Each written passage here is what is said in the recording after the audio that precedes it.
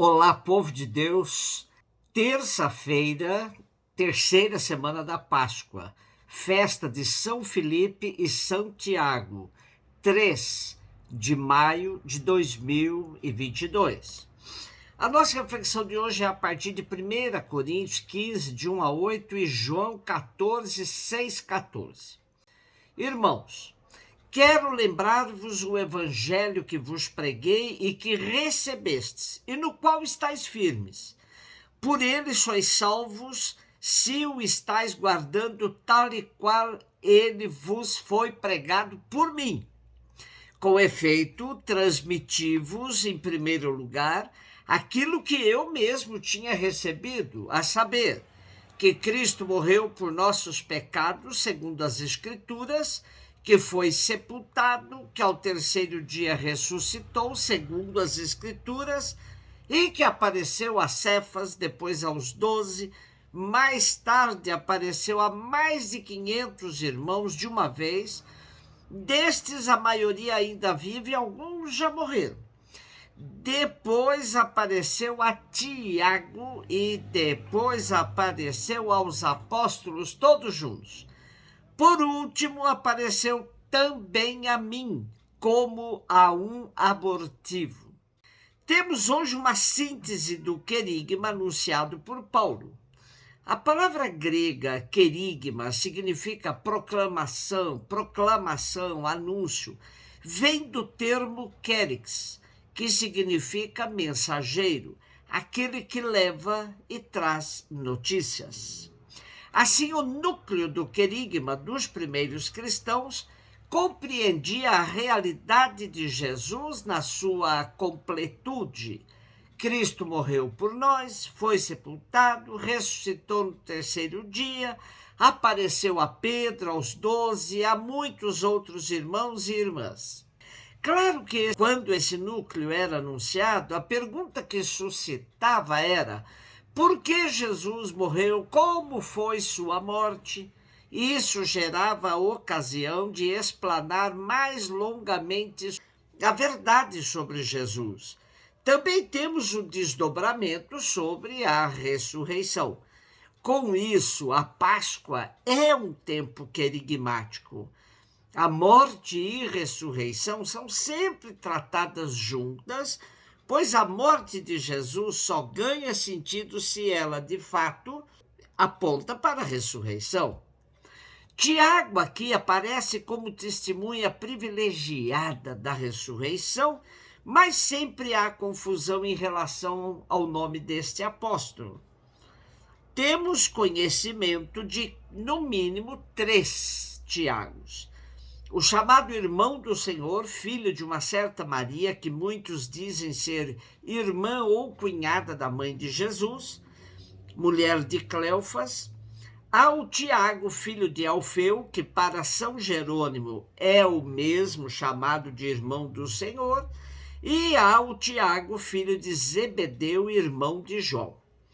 Para os exegetas do Instituto Católico de Paris, há uma tendência para reduzir à unidade várias pessoas do mesmo nome e para absorver os menos conhecidos ou menos importantes na figura do mais célebre. Isso já se nota na tradição sobre as Marias dos evangelhos e daqueles que têm o nome de João, do evangelho, das epístolas, do Apocalipse. Tenta-se dizer que todos são um só, mas num aprofundamento se percebe que não é bem assim.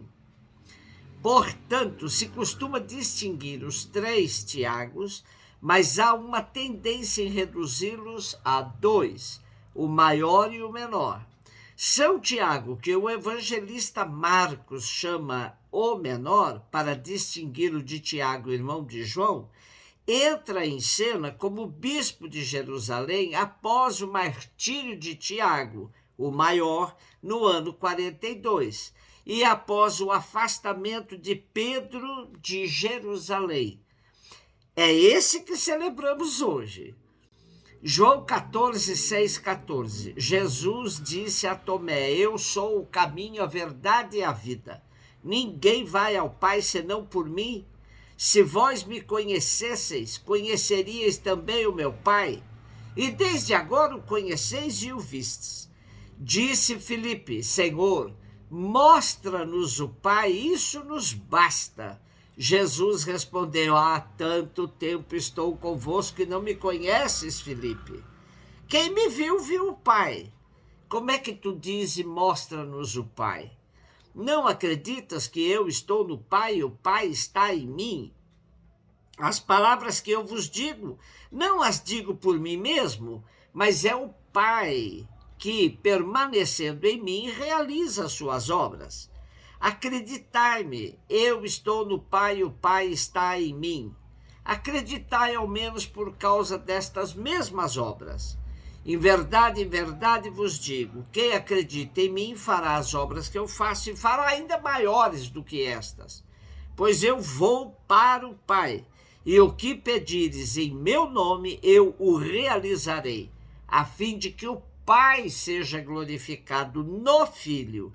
Se pedirdes algo em meu nome, eu o realizarei. Bom, hoje nós vamos nos servir da reflexão do exegeta jesuíta Jaldemir Vitório. Ele assim nos diz: não se pode compreender a existência de Jesus prescindindo de sua íntima comunhão com o Pai. Suas palavras e seus gestos foram sempre referidos ao Pai. A consciência de ser o Filho enviado estava sempre presente em tudo quanto fazia. E mais, tinha consciência de estar chegando a hora de voltar para junto do Pai.